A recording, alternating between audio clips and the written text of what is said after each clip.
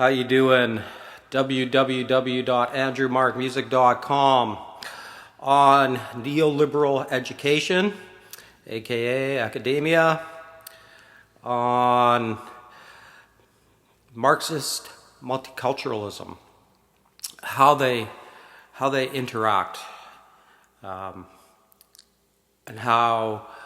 what's happened with these two streams of thought connect and branch out into civilization.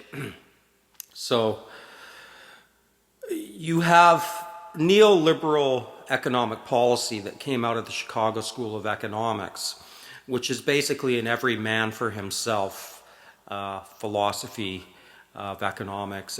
It's basically, Charles Dickensian type of economics, where even a social Darwinist type of economics. I call it fascism. I call it economic fascism. This is to be distinguished from ethno-national fascism.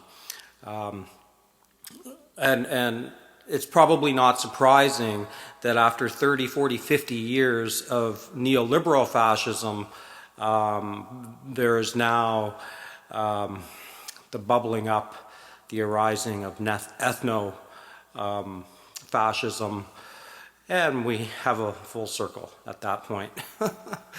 Now, within academia, certainly in North America, I'm not so sure it's as prevalent in Europe, but you have the Frankfurt School Marxist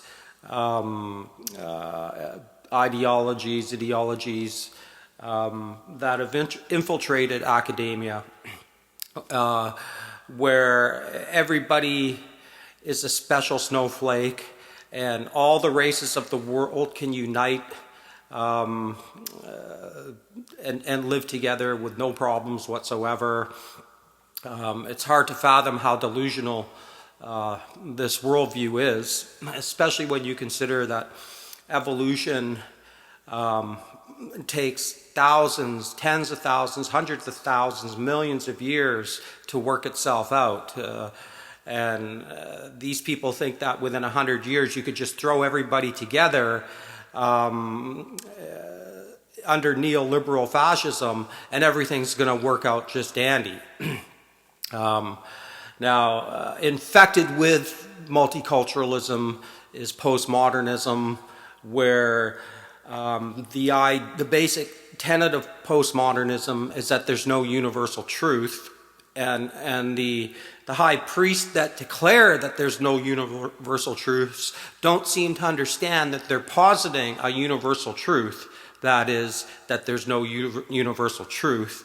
And as people like Ken Wilber point out, this is an obvious contradiction, and in mentioning Wilber, this is no way an endorsement of some tenets of his philosophy, which I find extraordinarily problematic.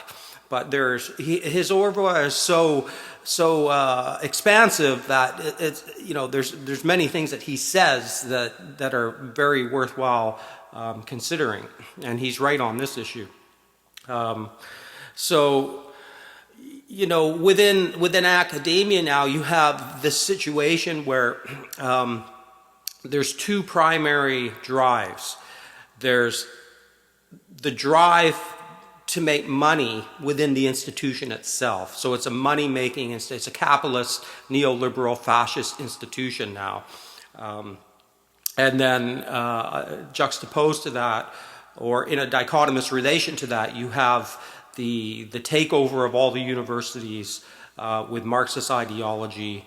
And we see this with the social justice warrior movement, the wanting to destroy liberalism, and I define liberalism as freedom, liberty. All right, so I have a very strong grievance with the alt-right and their use of the word liberalism. I think they're misdefining it, and they're probably misdefining it on purpose because they're a bunch of shit disturbers. And there's things that they say that I agree with, especially when it comes to their concerns about the long-term effects of multicultural ideology. In that aspect, they're right. But their defining of liberalism is duplicitous, and we should not listen to them on that issue. So you have, this is my own feeling on academia. As far as a general principle of education, if you had a grade 1 to 12 that was functional and healthy, most of the things that people are paying for now could have been learned for free. Now, indeed, there's specialization. We live in a highly specialized civilization, and that would need university education. But I don't think that invalidates what I just said. So you have this conflict of interest where the institution itself is just about making money for the corporate state, which is fascism. That's the definition of fascism. This is why I define neoliberalism as a type of fascism. In and of itself, it's not the ethno-national fascism, but now we see that coming up. And again, you have this, you know, the full circle completed with fascism now. How this is playing out on a worldwide scale is the clash of civilizations, where the corporatism of neoliberalism with the social Marxist ideology of just bringing everybody together under neoliberalism, and it's all just going to be fine, you know, and the delusion of that worldview when you compare it to, you know, truthful and honest evolution is delusional. This is not how evolution works. And then you have the wild card of Islam, that the collectivism aligns very closely with Marxist ideology. And you see all this being played out, especially in Europe, the consequence of all this. You have the rise of ethno-nationalism. You have Turkey once again becoming the forefront of the Islamatization of Europe, and the 1300-year dream of Islam to conquer Europe. And this time they very well may be successful. So, you know, for myself, I mean, I'm not a relativist. I think that there's such thing as you know, very accurate truths. And I think the truth here is what one of the main groups of people that are culpable is academia for this, because they have allowed themselves under neoliberalism to become fascist. And they have allowed themselves to be completely infiltrated by Marxist ideology. And we see the effects of all this happening now. So, do I see this ending well for anybody? You know, no, I don't see this ending well for anybody. You know, the greed of corporations, with a disrespect of the natural flow, ebb and flow of evolution of peoples, and that there was a reason evolution over tens of thousands of years created distinctions all over the earth of people. And to disregard that and just to throw everybody together to make a buck for fascists was never going to work out well. I mean, come on. Now, the one group of people I haven't mentioned here, you know, the Israelis, Zionism. It's really, I'm not going to get into that in this part of the post. But you know, that's certainly a background influence, certainly within the spheres of finance and the cultural experiment that's going on in Europe and very much happening in North America too.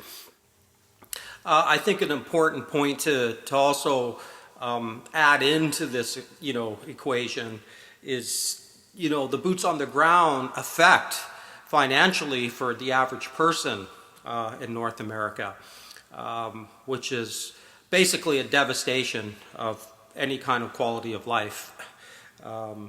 You have hyperinflation, especially of real estate. You're going to have, hypothetically, if this were just to go on without any kind of intervention, you're going to have 80% of the population not to be able to afford a home. You have whole generations of people who are getting old who are going to be forced to live on the streets because the fascists are going to gamble with the money of pensions. So Goldman Sachs is chomping at the bit to get Trump to allow them to get that money into the casino, and so this is all part and parcel of the negative consequences of neoliberal fascism and how it's destabilizing life for the majority. Now, look at it's obviously, if you have a personality type that loves the casino, then you're loving this, especially if you're winning, right? And we already know that a large portion of the population just kind of go along with things. So we can add probably another 40% of the population that have just gone along with the casino model because they don't have any, firm view one way or the other. They just go along with it. But that really does still make 80% of the people here that really aren't very interested in this model that's been, foisted upon humanity for the benefit of a very small group of people. And yes, I include the 20% that have a personality type that either like the casino, they love the casino, or they're winning in the casino. Yes, I'm not disputing that. What I'm disputing is that this is a healthy and good model of civilization. I believe history will prove that it was a disastrous model. It couldn't have been a worse model to implement. And it is in no way, in any healthy Darwinian theory, can account for this. This is not natural evolution. This is not any good interpretation of evolution. This is a disaster. Anyway, that's another post, www.andrewmarkmusic.com, on neoliberal academia and cultural Marxism and the long-term negative consequences of those two ideologies. There you go. Peace out.